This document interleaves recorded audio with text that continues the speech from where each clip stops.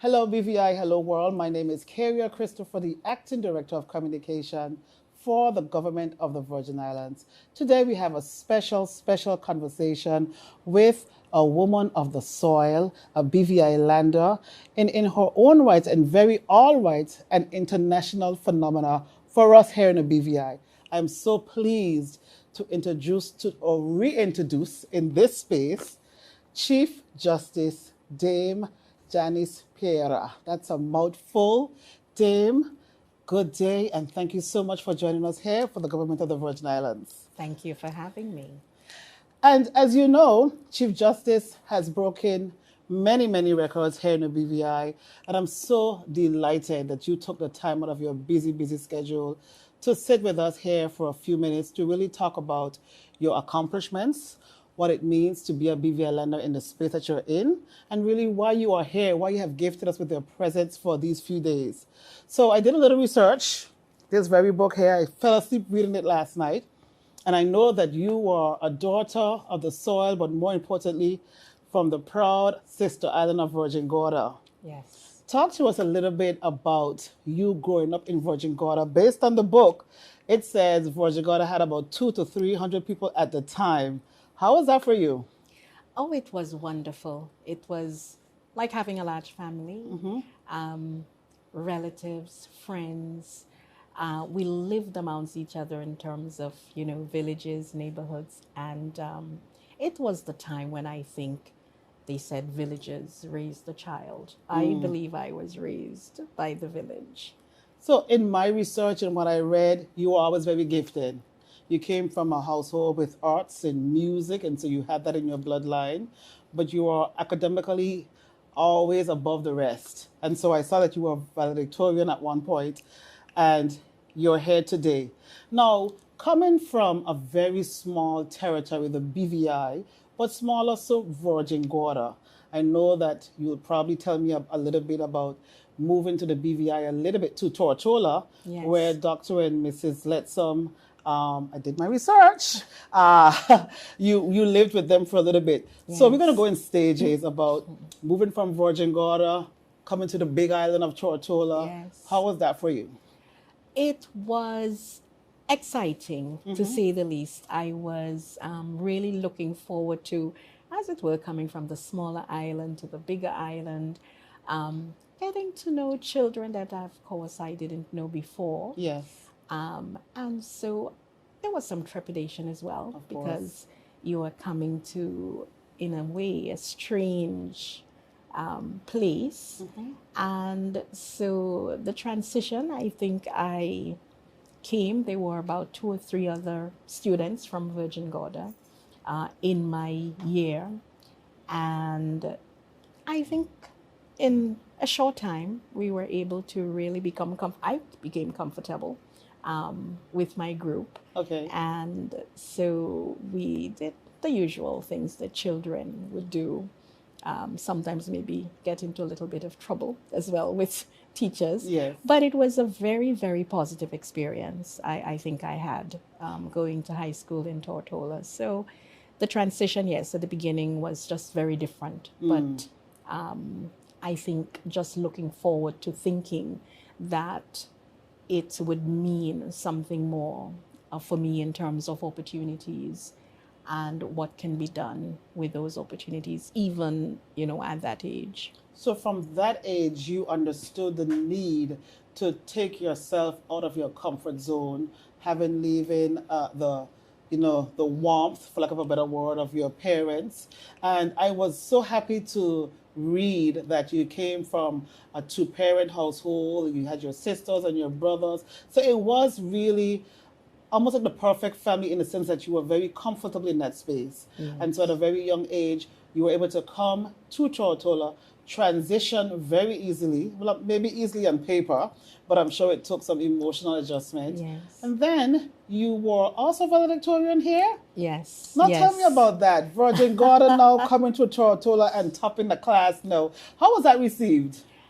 I felt that it was received very well. I would tell you, when I entered, I think it was the first perform in my school. That was a year where you're being tested. Yes. I met other students, and I think I remembered an older school teacher in my primary school was saying, you were doing first in North Sound. Yeah. You're coming to the Big Island now, and you're going to meet, some of the students, which was right. My first term, I recall, I came second, and I thought, that's a challenge, so I have to really do better than that. Oh, so you were And overachiever. so I made sure that, yes, I'm going to study hard and really become first in my class. Now, one of the reasons that I invited you here today is because you have, I want to find something better to say than set records. Yes. Because you have certainly placed the BVI on the map within the legal fraternity. So having to now make a second transition at 17 years old into UWI, very young, so young that you were challenged in terms of not being able to get a scholarship because they thought you were so young. Yes. And so you're down in Barbados, I believe, Yes. with all of the top people who now you're definitely now competing, and based on what you're saying, you've always been very academically inclined and you wanted to always be on the top. So now you're regionally competing. Did you feel a sense of pressure having to continue on that streak to always remain in the top of your class, be almost a perfect child then? Well, I wouldn't say sort of a perfect child, but I could tell you, I think the transition, let us say, from, high school to university was very, very different. Yes. You're, as it were, in charge of yourself. Nobody says to you, well, this is your homework, this is what you must study. Right. And so the first year, because we were going to university anyone from the Virgin Islands at the time would have been going on O levels. Yes. And many other students would be at A-level institutions and coming into the university. And so that was a bit of a difference, going to university and not having A-levels, but you're basically seeking to do in 1 year what you would normally cover in 2. And learning that I have to become disciplined for myself. Yes. I have to really go to the library, do all of my research. Nobody is going to ask whether you are present a day in relation to your lectures or your tutorials. And so it was really understanding and becoming responsible, as it were, for you and your time, and how much use you were going to make of the time while you were there at university. But I think even at 17, having grown up in a very sheltered environment, Yes. now you're almost put there in the wild, for lack of a Yes. better term, and having keep that thought process to know that you're there for a purpose. I think even back then there were parties and there were things that could get Yes. distracted. And so you always had a goal. And so now you're a lawyer, or then you're a Yes. lawyer, and you came back home. And talk to me about the interaction with McWellington Todman. He, I think, was a great mentor. Yes. I will tell you, though, at law school, basically, you would have what they called internship programs, which was a part of your curriculum, returning, during the course of your 2 years. Yes. At the law school, and you would be, as it were, assigned to a firm for the summer. And I recall the very first summer that I returned, I really couldn't find a local firm who would take me on to. Was it because of your youth, because you were a female? What do you think that was? I think at that time it seemed new.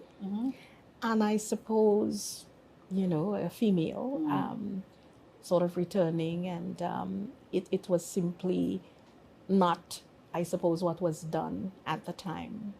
But I was able to become assigned to a law firm, which was at the time Harney, Westwood and Riegels. Yes. And so I did my internship training with them, in fact, more than once. And I'm really grateful for that opportunity that was given. Yes. There is a process that it takes from being, and I'm not great in the legal fraternity. I probably would never be a lawyer because I don't know what I'll do if I lost. I would not handle it very well.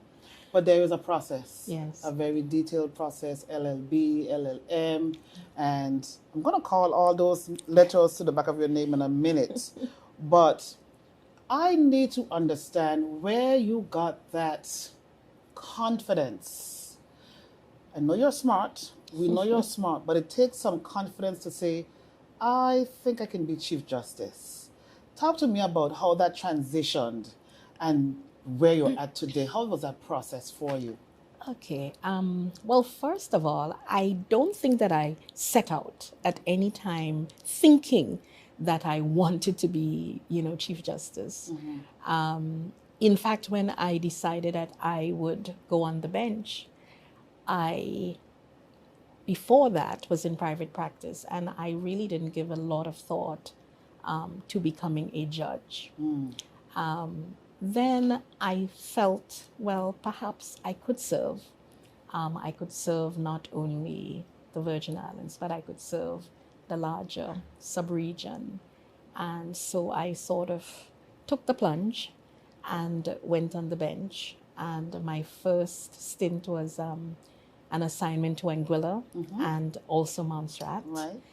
And I found it satisfying, simply being able, as it were, to take decisions in ways that you realized affected people's lives, and being really attuned to the fact that the decisions you make are decisions that are impacting a person, a party, whether they're children, women, men, companies. It's important. They come to the court, and they come to the court because they are seeking a resolution of a dispute that they have been unable to settle for themselves.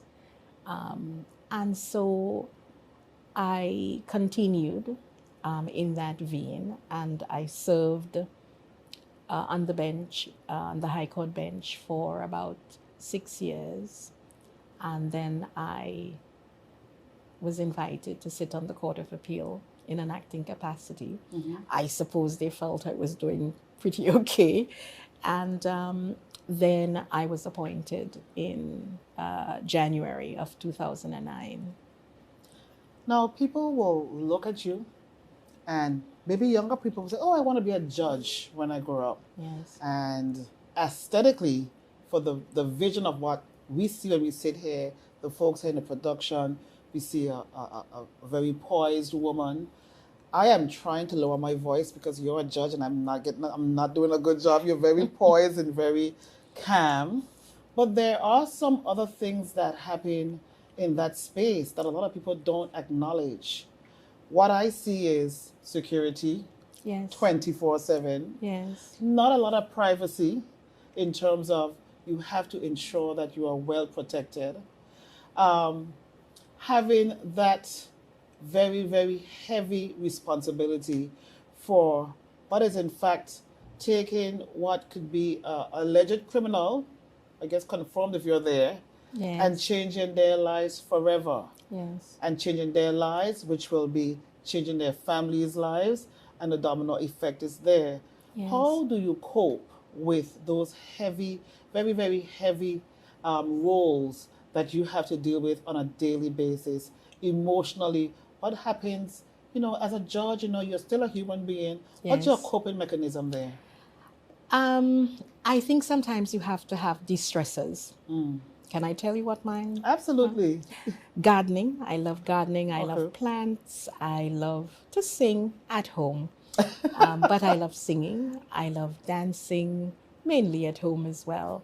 But there are things that sort of keep you centered, I think, and particularly gardening, where you can really look at what's growing, how it is growing, take your mind away from all the various other stresses in Yeah. terms of life.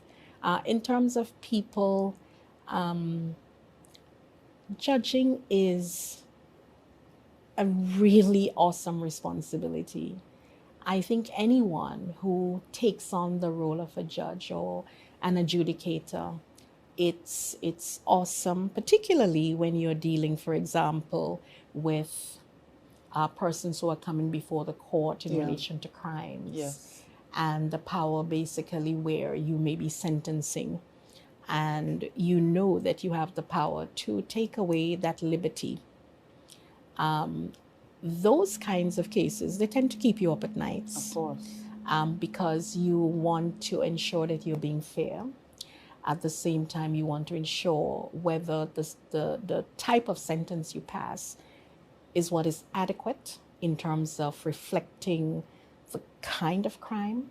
You want to think about how do you protect society Yes. from elements that may be harmful in the society. So all of those factors, and therefore, what can you do? What is it that you can, as it were, structure Yes. to ensure that the best sentence, the least in terms intrusion. There are always, of course, crimes that are so heinous that nothing less than a custodial sentence will suffice Yeah. in terms of removing those persons from society. When it comes, I think, to children who are vulnerable, you want to see how you can mold, whether it's a sentence, but how can you basically help that person to rehabilitate, to realize that there are many other positive things that they can be doing, particularly at a time such as now when there are so many other factors and things that can basically pull them away from other positive points in their lives. Now, having to be the Chief Justice for the entire Eastern Supreme Court, your job not only impacts a particular island, but Yes. the entire, that's a big deal. Some may say that there are persons who are not able to be rehabilitated and we should invoke death sentences because, as you know, I don't know if crimes are worse or social media has given us access quicker that we see some of the outrageous crimes that you never thought would happen. Yes. What would be your thoughts on, increasing? Because I think in Caribbean as a whole, we are a very loving community. Everybody knows everyone. Yes. And so I want to say that is a reflection in most Caribbean islands. So do you feel any pressure to put stricter sentences on repeat offenders? Or do you really feel that the system is actually, as it is now, working and there are people in there now to rehabilitate, especially repeat offenders? When it comes, I think, to repeat offenders, sometimes we have to really stand back and really sort of try to go beneath what are the root causes of why an offender may be returning to the court. And invariably, you may find broken homes, Yes. not sufficient support, not sufficient education, economic hardships. There are so many things that can really cause persons to return. For example, you may have persons who may have broken and entered, stolen. They may do it over and over, and they are in custody. And each time they return, they are in custody and they will do the same thing again. Yes. The question sometimes is this: they return, but what as a society have we done in terms of helping those persons to rehabilitate? We tend to stigmatize Yes. those persons, so there's difficulty in looking or getting another job or really finding employment. So the next step is that they will be hopeless. They will return sometimes to what they know. And then you do have those crimes where they are simply just heinous. And you know that those are persons who you really have to protect society from. But I think as societies, we can do more in relation to particularly young people, children who are coming into conflict with the law, and finding alternative means of steering them away from, criminal activity, or getting involved in groups with peer pressure, which tend to simply escalate. There are times you do see where persons are escalating from perhaps a petty crime to something more and more, and you try to really inquire as to why that is. Some of them, again, broken homes, no role models, all these things tend to impact persons' lives. As a proud Virgin Islander and reigning also, you are reigning over us. Do you feel any pressure when it comes to having to directly impose anything when it comes to your country of birth? Do you feel that, and even if you're a judge, you have judge friends and attorney friends, they're still human beings at the end of the day. Yes. Do you have to pause for any moment to say, well, I'm going to be as objective as possible, and perhaps just to ensure that persons don't think because this is a BVI. I know you're a lawyer and a judge, so I'm not going to get this phrase the right way, but you know what I'm trying to say. Yes. To make sure you protect the almost integrity of the BVI. I think in terms of, one has to look at the system holistically, whether it's the BVI or whether it's any of the other states or territories. Because at the end of the day, what you want to ensure by any decision that you make, that you are protecting the integrity of the justice system in terms of the processes. Yes. And so it goes for the BVI as well. The fact that it may be from the BVI, you are basically trained that it is not going to enter into your mind that something special must happen. Yes. Because it's the BVI. You really begin to learn and know how to treat cases that are the same, and what really a particular case merits at any particular point in time, irrespective of the person. Of course, if there's a case which involves, let us say, a family member or a close friend, well, you will not sit on such a case because you would feel conflicted. Of course. And so, it wouldn't happen. Yes. Dame, Chief Justice, you're honorable. I can go on and on with the many, many titles that you now carry. At a very young age, persons sometimes aspire for these things all their lives. Coming from the BVI and now reigning over the entire Eastern Caribbean Supreme Court, we still have to this day, 2024, a lack of local attorneys. Yes. Why do you think that is? Yes. I'm not sure why there are not more. We do have, I think, in the BVI system, as you know, where there's a lot of commercial work on the one side, and then of course there are still the civil courts and the criminal courts, and really what you want to see are more lawyers who are engaged not only in relation to commercial work, but engaged in all the other areas of the law and in the criminal law as well. We have found not only in the Virgin Islands, but also across the Eastern Caribbean, not sufficient lawyers who want to be engaged in criminal practice. And yet there is such a need for that practice across, the states.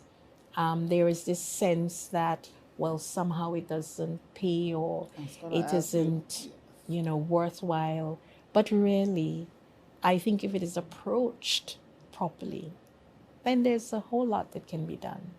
And as it builds the system, the value that you would see would really come from the system if you practice in ways that assist. Of course, yes, we know that a lot of the crimes, they say, they are committed by persons perhaps who may be poorer or more marginalized in society.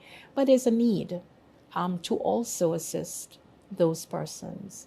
And I see nothing wrong with for example, anyone who is seeking to help and assist persons who may be in need of legal representation. I can sit here and say I'm a proud feminist. I don't know if you can say that. I don't know. You probably could. You're the Chief Justice. I can say it. I'm a proud feminist.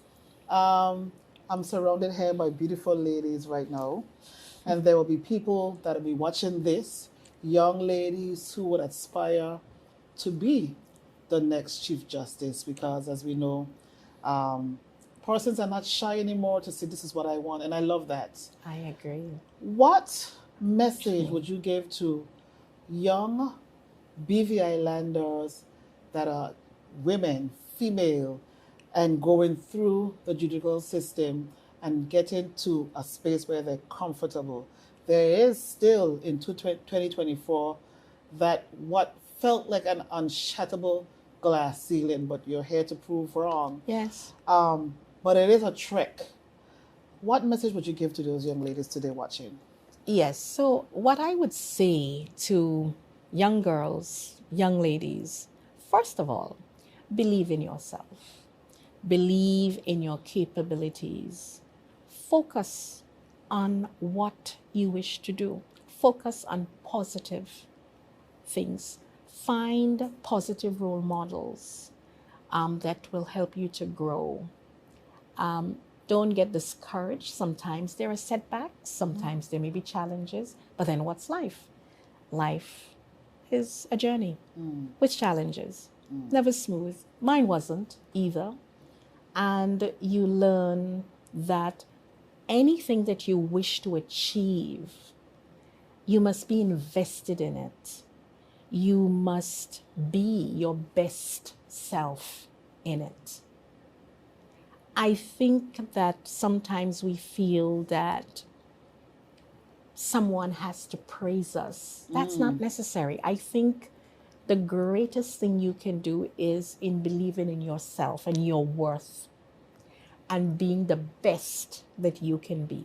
And as you say that, it resonates in me because I'm obviously a lot older now. Yes. But I have young Miss Wheatley who is right here. People will listen to that and internalize it, but in practicality, if Carrier Christopher says, I am the best carrier that I can be, I feel that I'm a great person who interviews well, people, I would say, misinterpret those type of things to be cocky, to be self-assured. Yes. And then I think that especially ladies now start to dumb and down themselves because we live in such a small community. We're afraid of what persons might think. But what you are saying to me now is that's what you have to do in order to get to yourself. You should have told me this 20 years ago. I'll be a lawyer too. But of course, you can still be. Oh, Lord.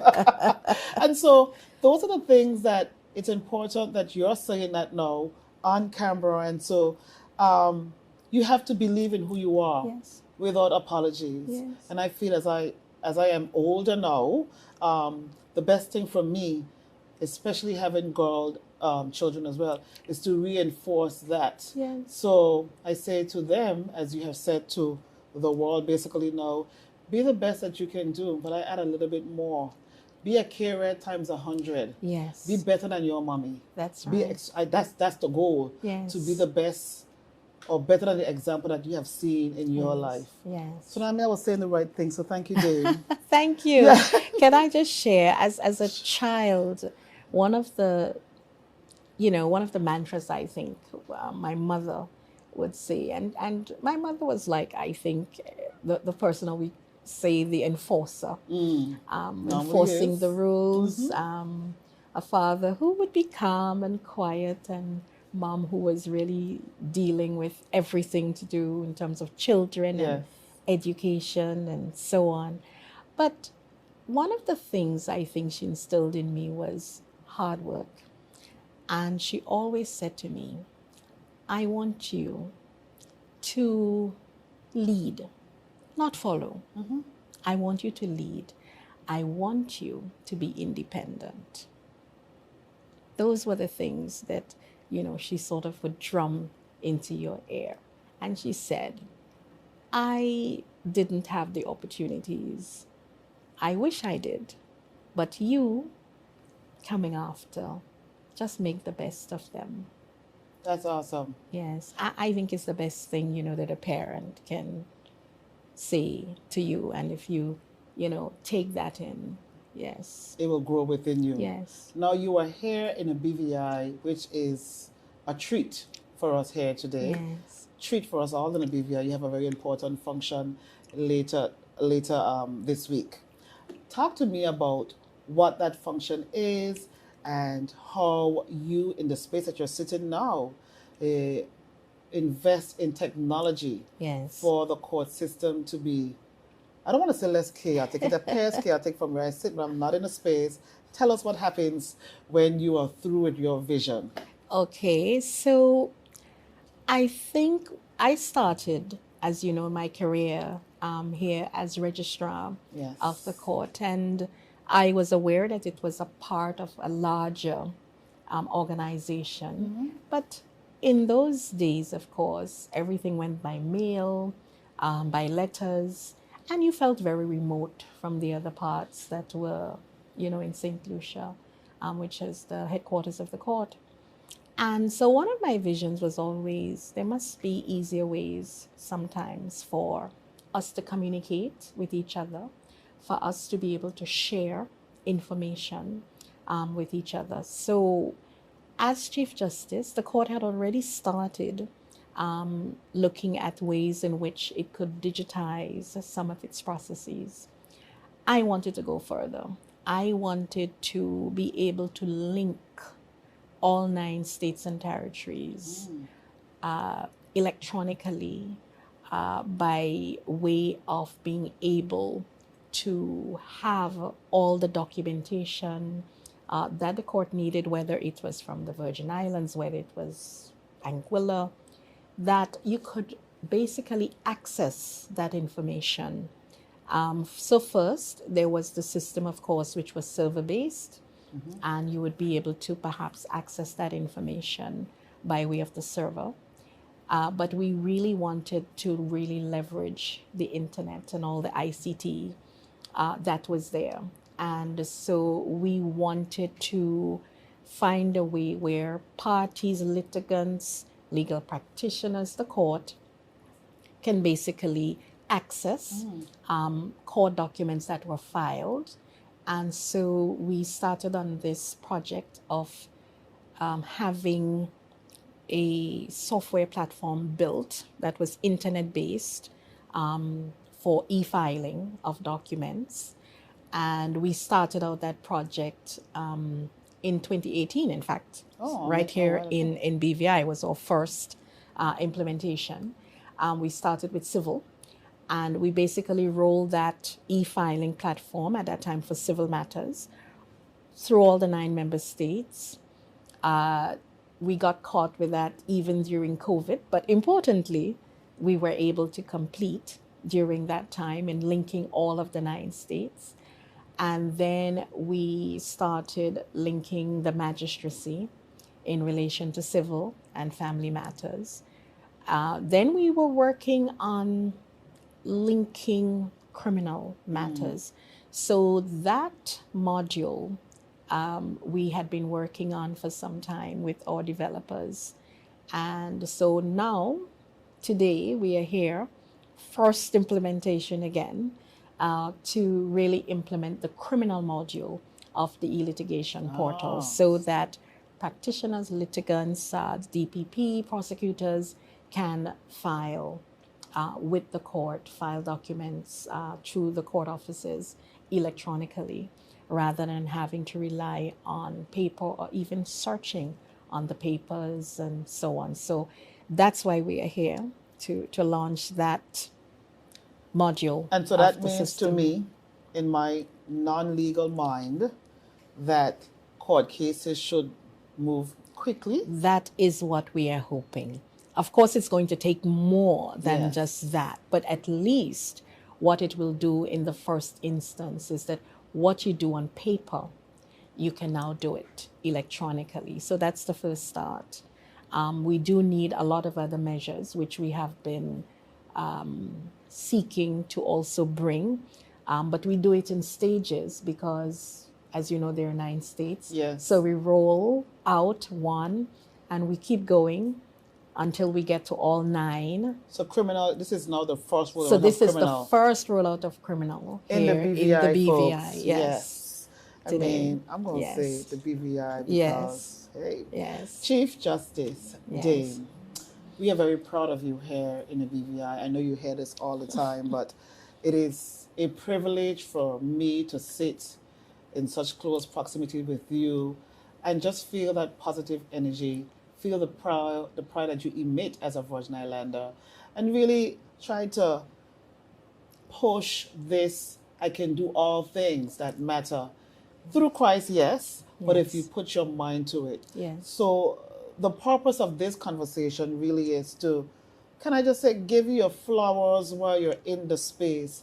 From the space of the government of the Virgin Islands, I know that all in Son are very proud of you. Thank you. We are tremendously grateful that you took, I know your schedule is crazy, took time out of your schedule to come and have a short discussion. I wish it could be longer, but I know that there's so many things going on. Yes. And let me just shout out to your dear sister, Miss Eunice Crawford, for making this happen.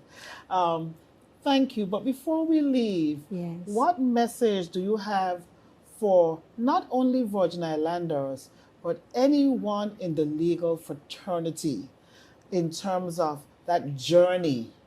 We know that law school can be such a stressful thing, and sometimes people give up.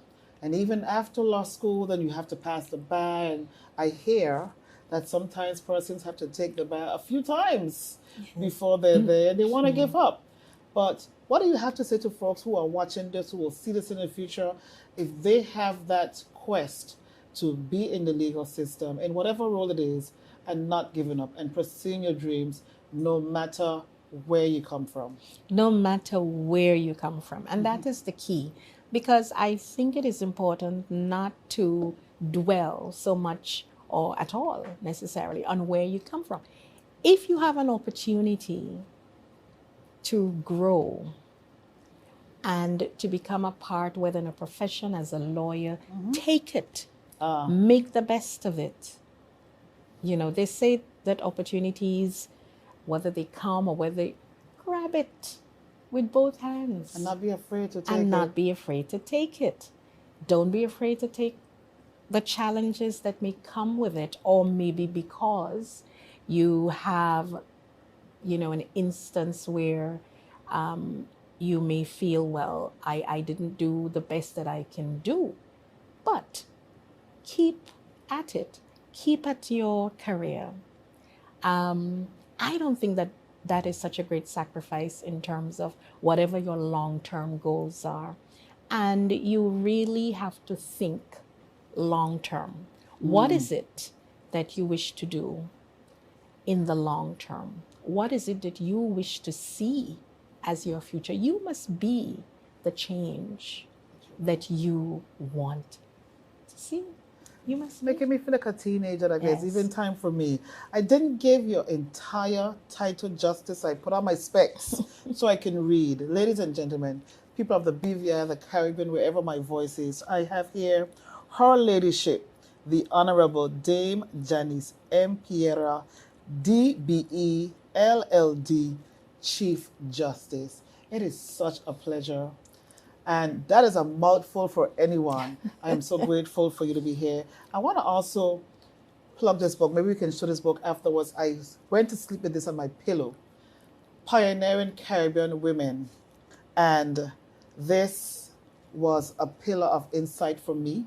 Yes. I was so proud that you were very heavily featured in this book. And this book really just features the top people in the entire Caribbean who are in the legal system. And so we thank you, Dame.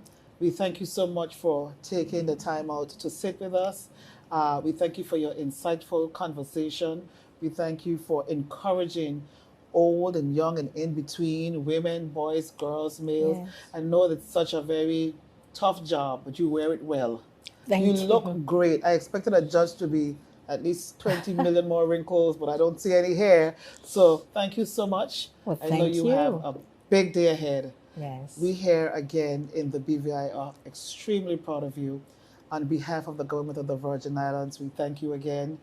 welcome you. back home for the minute that you're here. Indeed. Thank you. I am happy to be back home. We're happy to have you. Always. I am the Acting Director of Communications for Government of the Virgin Islands with this special edition for Dame, I'm going to mess it up again, Chief Justice Dame Pereira. I'm so happy. I feel like a wealth of knowledge have been instilled here, and I pray that all who took the time out to hear this very quick conversation is as inspired as I am today, as you have blessed us. Thank you so much, Dame. Thank you very much. It was my great honor. Thank you. Pleasure. Everyone, thank you. Have a wonderful evening. God bless you all.